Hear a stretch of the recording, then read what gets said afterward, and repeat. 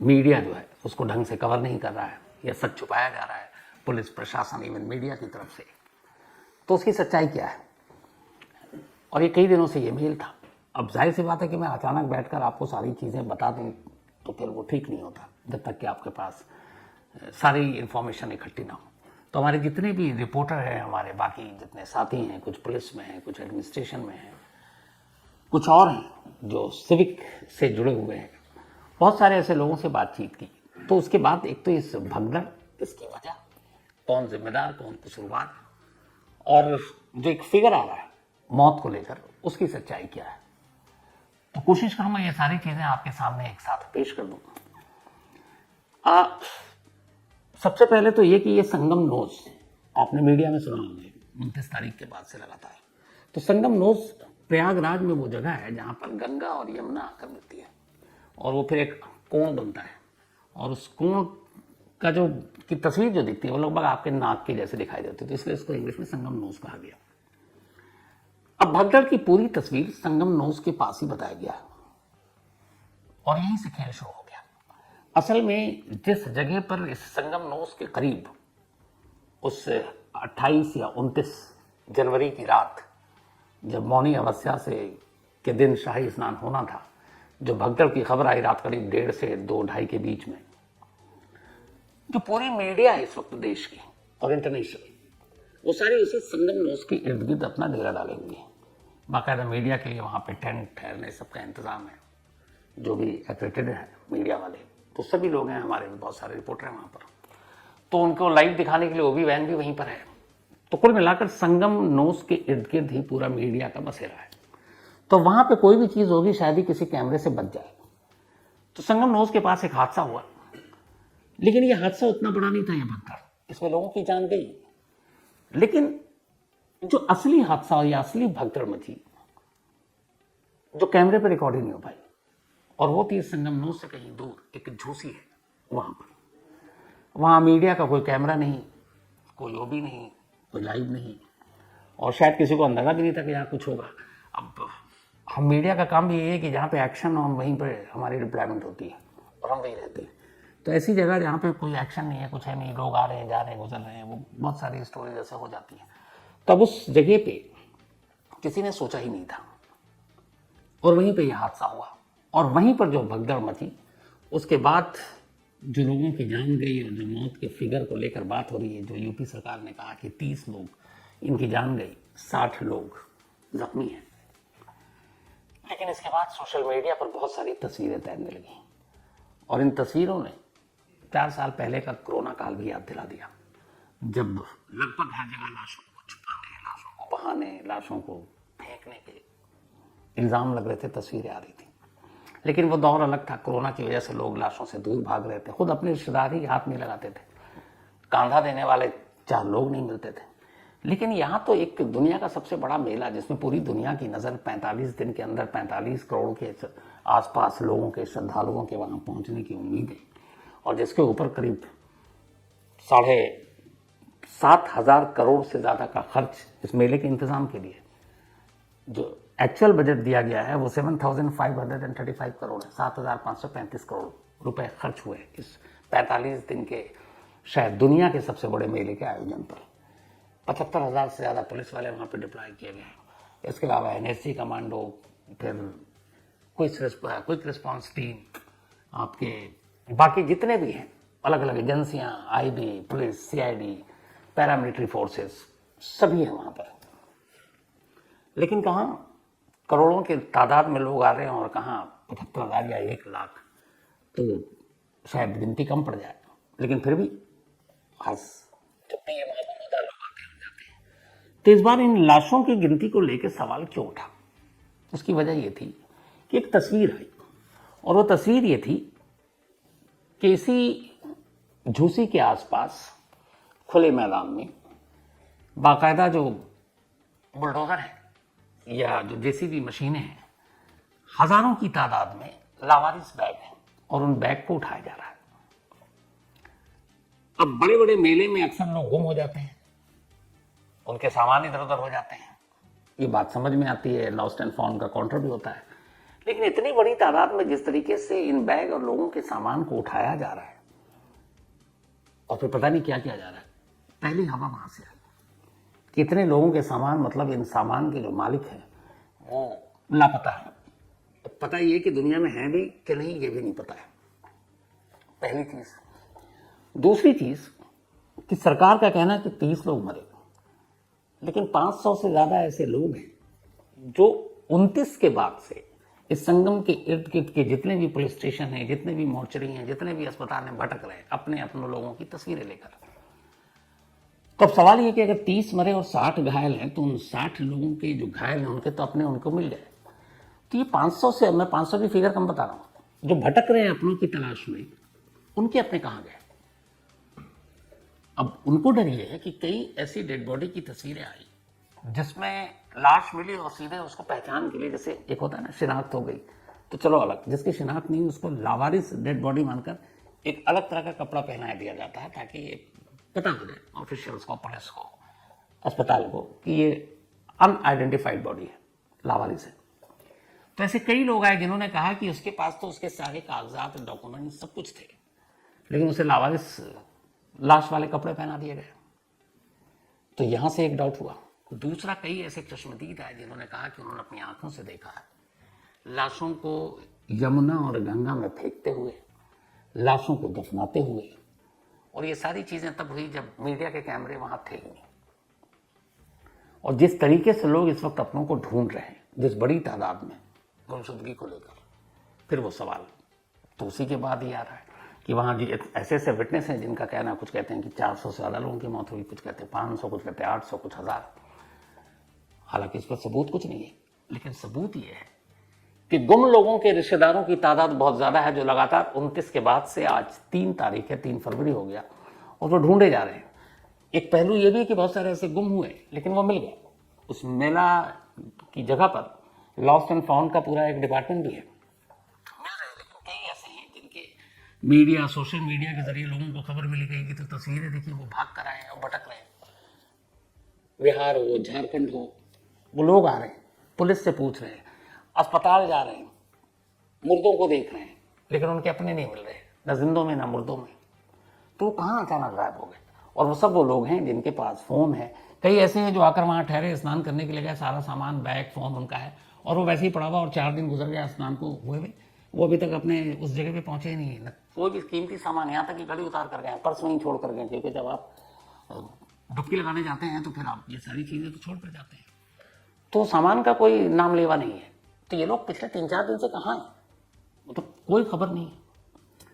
तो इसीलिए ये बार बार ये सवाल उठ रहा है कि क्या वाकई इस महाकुंभ के भगदड़ में सिर्फ 30 लोग मरे, जहाँ पर करोड़ों की तादाद में लोगों की पहुंचने की बात हो। और ये खासतौर पर जो 29 तारीख को होना था, मौनी अवस्था पर जो शाही स्नान, इसमें बहुत सबसे ज़्यादा लोगों के आने की उम्मीद थी।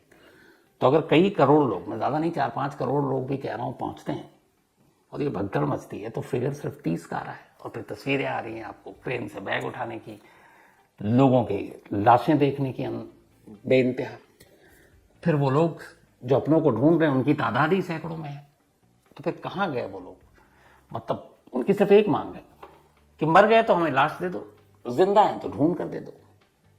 और ये बड़ी जेन्युइन मांग है, लेकिन मांग पूरी कौन करे। इनकी तो शिकायत ये है कि पुलिस प्रशासन कोई सीधे मुंह बात करने को तैयार नहीं है, घंटों बैठे रहते हैं, कोई आकर पूछने वाला नहीं है। अब सवाल ये है कि ये सब कुछ हुआ क्यों था। हर बार एक बड़ी अजीब चीज होती है, ऊपर वाले ने तो हम सबको बराबर करके पैदा किया और भेजा दुनिया में कि जाओ सारे इंसान बराबर हैं। हम लोगों ने लकीरें खींची, अमीरी, गरीबी, पद, कद, शोहरत, दौलत, छुआछूत, बड़ा, ताकतवर, कमजोर, इन सब की लकीरें खींची। अफसोस की बात यह है कि जब ये रिलीजियस और धार्मिक चीजें होती है ना, किसी भी धर्म में, यहाँ भी एक आम भक्त होता है और एक वीआईपी भक्त होता है। मतलब भगवान ने तो भेदभाव नहीं किया, लेकिन हम इंसानों ने ही कर दिया कि भाई इसके पास पावर है, इसके पास पैसा है, तो उन करोड़ों लोगों की भीड़ में वो भेड़ बकरी की तरह क्यों जाएगा, धक्का खाते हुए, मरते हुए। उसके लिए अलग लेन, उसके लिए अलग रास्ता, उसके लिए तो गाड़ी भी एकदम घाट तक पहुंच जाए। आप हम जैसे अगर श्रद्धालु हो तो हमें तो 5-10 किलोमीटर पैदल ही चलवाएंगे पहले। अब सोचिए उसमें बुजुर्ग हैं, बीमार हैं, भाई अकीदत आस्था सबकी होती है, अब वो चले जा रहे हैं, लेकिन चले जाते हैं क्यों? उनकी आस्था है। लेकिन ये कितनी अजीब चीज़ है कि वही एक चीज़ जो इतने सालों के बाद आता है, अब तो कहते हैं शायद 130-32 साल के बाद ये दूसरा जो अगला संयोग बनेगा, तब तक तो 1-2 जनरेशन ही खत्म हो चुकी होगी। आप सिर्फ इस सैटेलाइट की तस्वीर को देख लीजिए और ये भेदभाव आपको पता चल जाएगा कि जो पूरा मैप में बड़ा क्लियर है कि संगम नोज, ये यहाँ पर लोगों की मानना है, आस्था है कि यहाँ के डुबकी लगाने से सब कुछ अच्छा होगा। अब लोगों की भीड़ एक तरफ और उसके बराबर में ये रास्ता नहीं किया। ये जानते रास्ता किन के लिए? जिन्हें हम आप चुनकर विधानसभा से लेकर लोकसभा में भेजते हैं, जो हमारे आपके वोट की वजह से मंत्री बनते हैं, सांसद बनते हैं, विधायक बनते हैं, ये उनके लिए, क्योंकि वो पावर मिलते ही वो फिर हमसे आपसे जुदा हो जाते हैं। जितने एक्सपर्ट्स हैं, जो मैंने रिसर्च किया उसके हिसाब से शायद ये हादसा ना होता। इस हादसे की सिर्फ 2-3 वजह थी। पहला, 29 तारीख को ये शाही स्नान होना था, पूरे सरकार के पास ये सारी चीजें पता थी कि इसमें कई करोड़ लोग शामिल होंगे, लेकिन इसकी शुरुआत हो गई 27 जनवरी से ही गड़बड़ी की। 27 जनवरी से लेकर 29 जनवरी की रात तक, यानी 28 जनवरी की रात तक जो कुछ हुआ, अगर सिर्फ आप उसको ध्यान से सुनेंगे तो आप समझ जाएंगे कि हादसा क्यों हुआ। 27 और 28 जनवरी को, क्योंकि 29 जनवरी की सुबह मौनी अमावस्या पर ये शाही स्नान था, जब से महाकुंभ शुरू हुआ सबसे ज्यादा वीवीआईपी मूवमेंट था, सबसे ज्यादा। 27 और 28 जनवरी की वीवीआईपी, अगर 27 की सिर्फ हम बात कर लें, वीवीआईपी मूवमेंट के साथ साथ इस संगम नोज या संगम घाट तक जाने के लिए जो है 30 पंटून पुल बनाए थे। पंटून पुल वो होता है जो टेम्पोररी बना देते हैं, तो वो 30 पंटून पुल बने थे। ये सारे वो पुल की तस्वीरें हैं जो आप देखेंगे। अब ये 30 पंटून पुल सारे भक्तों के लिए नहीं बनाए गए थे। ये पंटून पुल आधे से ज्यादा, बल्कि आधे क्या 1/3, 30 में से 20 वीवीआईपी लोगों के लिए बनाए गए थे। पूरे देश के मंत्री आएंगे, गवर्नर आएंगे, सीएम आएंगे, पता नहीं दिल्ली से जाएंगे, तो उन्हें कोई तकलीफ ना हो, उनकी गाड़ी बिल्कुल बस यहाँ तक पहुंचे और पंटून पुल में बिना धक्का मुक्की, उनकी खादी को कोई दाग न लगे, पसीना न आए, आराम से पुल में लेके चला जाए। तो ये पुल उनके लिए था। तो हुआ ये कि अब 29 के लिए बहुत सारे श्रद्धालु पहले से पहुंचने शुरू हो गए। गड़बड़ी हो गई कि उसी 27 को 2 दिन पहले अपने देश के होम मिनिस्टर अमित शाह जी वहां पहुंचे। इसके अलावा जो मेरे पास नाम, बाबा रामदेव जी पहुंचे, अरुणाचल प्रदेश के जो होम मिनिस्टर हैं मामा लातुंग पहुंचे, किरण रिजिजू पहुंचे, इसके अलावा मिलिंद सोमन, अपने एक्टर, अरुण गोविल, राम बने थे, अभी मेरठ से सांसद है, अमेरिकी रॉक बैंड कोल्ड प्ले के सिंगर क्रिस मार्टिन, जिनको लेके लोगों में बेइंतहा पागलपन, ये सारे लोग 27 और 28 को वहां पहुंच रहे हैं। अब दूसरी तरफ 29 के स्नान के लिए अर्ली मॉर्निंग में देश के कोने कोने से आम लोग भी आ रहे हैं। अब इनसे इन वीआईपी से आम लोगों का क्या लेना देना था।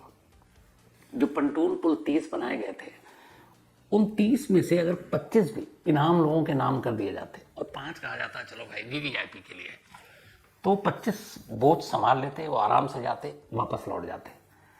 लेकिन आप जानकर हैरान रह जाएंगे कि 30 पंटून पुल जो बनाए गए, जिस दिन सबसे ज्यादा भीड़ थी, मौनी अमावस्या वाले दिन, 21 पंटून पुल सिर्फ और सिर्फ वीवीआईपी के लिए ब्लॉक करके रखा गया था। सिर्फ 9 पुल आम लोगों के, आम भारतीयों के लिए खोला गया था। सोचिए, करोड़ों की तादाद में जो है उनके लिए 9, और जो 2-4-500 होंगे वीवीआईपी, उनके लिए 21। क्यों? वो अकेले तो आएंगे नहीं, परिवार होगा, दोस्त होंगे, वीवीआईपी रील बनाएंगे, शूट करेंगे, कई तस्वीरें आप देख रहे होंगे, आगे पीछे गार्ड होंगे, गार्ड भी इसी बहाने डुबकी लगा लेते हैं। ये सब किसके नाम पर? जो आम श्रद्धालु हैं, जो बेचारे आस्था में के मारे कहां से चले आ रहे हैं, कैसे कैसे धक्के खा के आ रहे हैं। तो 30 में से 21 उस दिन बंद था, बंद वीवीआईपी मूवमेंट। अब लोगों को पुलिस इधर रोक रही है कि अभी सुबह स्नान करेंगे। उधर अखाड़ा के लोगों की जो परंपरा है, पहले वो स्नान करेंगे मौनी अमावस्या के दिन। तो पंटून पुल बंद, तो लोग क्या करें, तो वो कुछ जहां पे रुक गए कि पंटून पुल खुलेगा फिर जाएंगे। अब पंटून पुल के किनारे लोग खड़े में घंटों, 8-8 घंटे हो गए, पुलिस वाले रोके हुए हैं बैरिकेड लगाकर।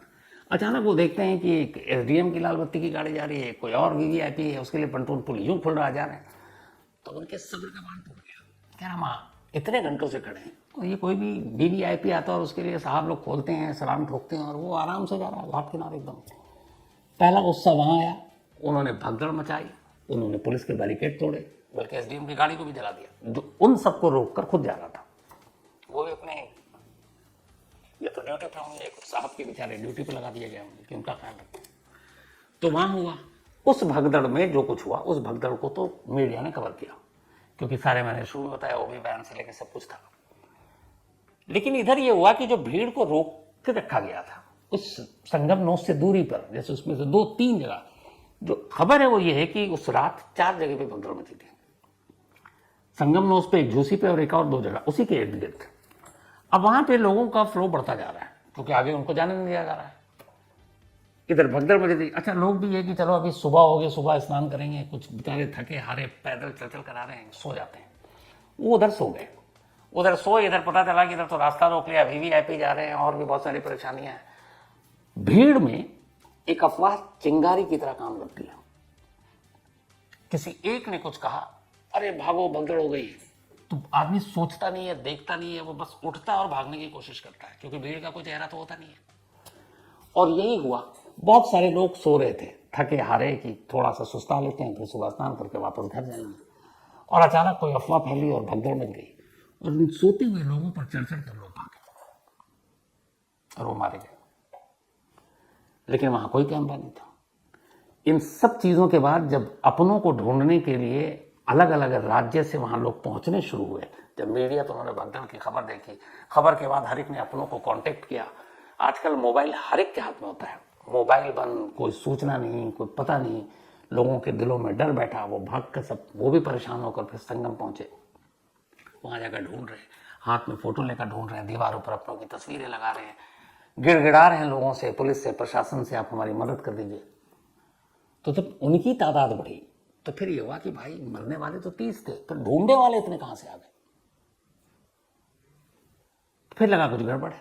उसके बाद फिर कुछ ऐसे भाई मौके पर पहुंचे जहां पे पुलिस और प्रशासन का अलग रूप दिखा।